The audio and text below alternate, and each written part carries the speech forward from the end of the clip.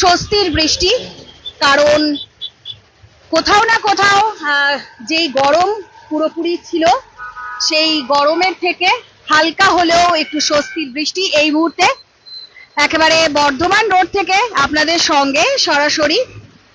যদিও বর্ধমান রোড সকালবেলা থেকেই পুরোপুরি যানজটে নাকাল ছিল, কারণ বর্ধমান রোডের যে দুর্ঘটনা অর্থাৎ একটি কয়লা বোঝাই গাড়ি যেভাবে পড়ে গিয়েছে সেই জায়গায় দাঁড়িয়ে বর্ধমান রোড আজ যথেষ্টই সমস্যায় ছিল বা ট্রাফিকের ক্ষেত্রে অনেকটাই সমস্যায় পড়তে হয়েছে। তবে এর মধ্যে হঠাৎ করে এক পশলা বৃষ্টি কোথাও না কোথাও স্বস্তি দিয়েছে বটে, তবে যারা সাধারণ মানুষ রয়েছেন তাদের কাছে একটুখানি বেগতিক হয়ে গিয়েছে এই বৃষ্টি, কারণ যারা রাস্তায় নেমেছেন বিভিন্নভাবে কাজে বা যাদের কাছে ছাতা বা ইত্যাদি কোনো রকম বর্ষাতি নেই, সমস্যা কিন্তু আজ হয়েছে। তবে বেশ ভালো এই বৃষ্টি এবং যথেষ্ট স্বস্তি মিলছে এই বৃষ্টিতে, কারণ ওই যে বললাম একটু আগেই যে বেশ গরম ছিল এক নাগারে দুদিন, আর অবশেষে একটু হলেও আরামদায়ক, কারণ হালকা হাওয়া ঠান্ডা আমেজ রয়েছে। তবে যারা স্কুল ফেরত পড়ুয়া রয়েছেন তারা বেশ ভিজতে ভিজতে মজা করেই কিন্তু আসছেন। বোধহয় অনেকেরই এই স্কুল জীবনের কথা বা অভিজ্ঞতার কথা হয়তো মনে পড়ে যাবে।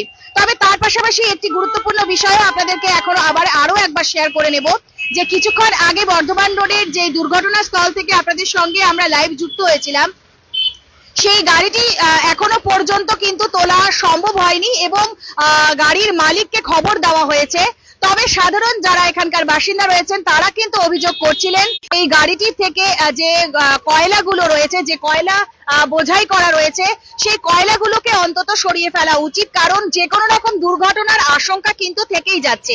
কারণ গাড়িটি যেভাবে উল্টে রয়েছে এবং এই উল্টে থাকার কারণে গাড়িটির মধ্যে যদি কোনো রকম দাহ্য পদার্থ বা দাহ্য বস্তু যদি কোনো রকম ভাবে এসে পড়ে, তবে কিন্তু যে কোনো রকম বড় দুর্ঘটনা এড়ানো সম্ভব হবে না।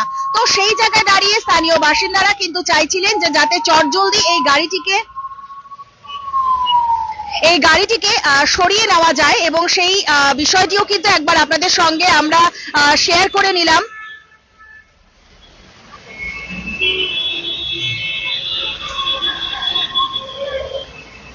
এবং যেটা বললাম যে সব রকমের সমস্যা, একদিকে তীব্র যানজট, কারণ সাধারণ মানুষ থমকে দাঁড়াচ্ছিলেন, ভিডিও করছিলেন, সেটা যেমন একটা সমস্যা, তার পাশাপাশি যে কোনো রকম বড় দুর্ঘটনা হওয়ার আশঙ্কাও কিন্তু রয়েছে। তো সব মিলিয়ে এই মুহূর্তে যেই বৃষ্টির কথা নিয়ে আপনাদের সঙ্গে আমরা হাজির হয়েছিলাম বর্ধমান রোড থেকে, আপনাদের সঙ্গে দেখতেই পাচ্ছেন প্রত্যেকেই কিন্তু একটু হলেও স্বস্তি পেয়েছেন বটে। কারণ আবারও বলবো যে এক নাগারে বেশ তীব্র তাবদাহ ছিল, হঠাৎ করেই বেশ রৌদ্রোজ্জ্বল, হঠাৎ করেই এই এক পশলা বৃষ্টি একটু হলেও স্বস্তি দিয়েছে আমাদের সকলকে। আর যারা পথ চলতি মানুষ আছেন অনেকেই একটু বেগতিক হয়েছেন বটে, যারা বর্ষাতি আনেনি কেউ ভিজেই বেরোচ্ছেন, ফিরছেন, স্কুল ফেরত পড়ুয়ারাও ফিরছেন ভিজে। সব মিলিয়ে শিলিগুড়িতে কিন্তু এটাই বোধহয় ওয়েদারের একটা মজা, যে বা উত্তরবঙ্গের এটাই একটা মজা, যে শিলিগুড়িতে সবসময় বলা হতো, ছোটবেলা থেকেই আমরা শুনে এসেছি যে খুব গরম পড়লে পরে বৃষ্টি হয়ে অন্তত ঠান্ডা করে দেয়। এখন যেন অনেক বছর পরে আবার সেই ওয়েদার বা আবার সেই আবহাওয়াটা আমাদের কাছে ফুটে উঠেছে। যদিও এটা বর্ষাকাল, বৃষ্টি হওয়াটা স্বাভাবিক রয়েছে, তথাপি কোথাও না কোথাও এটা একটা স্বস্তির বৃষ্টি, সেটা বলাই যায়।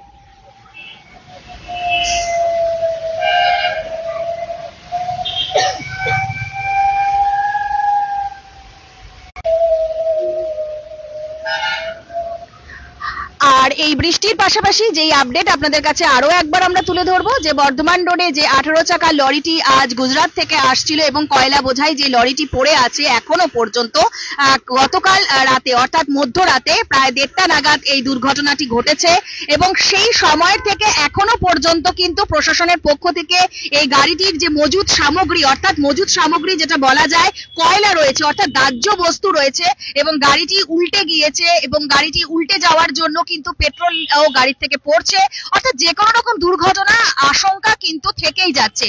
কিন্তু এখনো পর্যন্ত প্রশাসনের তরফে চটজলদি ব্যবস্থা গ্রহণের সেরকম তৎপরতা লক্ষ্য করা যায়নি, যদিও পুলিশ সূত্রে আমরা জানতে পেরেছি গাড়ির মালিককে খবর দেওয়া হয়েছে এবং তারা আসছে। তো বর্ধমান রোড থেকে আপনাদের সঙ্গে এই বৃষ্টি স্নাত দুপুর বেলায় আপনাদের সঙ্গে আমরা হাজির হয়ে গিয়েছিলাম। স্বস্তির বৃষ্টি, পুরোপুরি ভিজে গিয়েছে রাস্তা, আর বৃষ্টি এখন একেবারেই ঝরে গিয়েছে এটাও বলা যেতে পারে। কোথাও না কোথাও একটা শান্ত হালকা আমেজ, শীতল আমেজ কিন্তু এখন এই মুহূর্তে আমাদের সমগ্র শহর জুড়ে। তো নানান আপডেটের সঙ্গে ফের আপনাদের সঙ্গে এভাবেই হাজির থাকছি। নিশ্চয়ই আপনারা সকলেই রয়েছেন। চোখ রাখুন খবর সময় বাংলায়। ধন্যবাদ।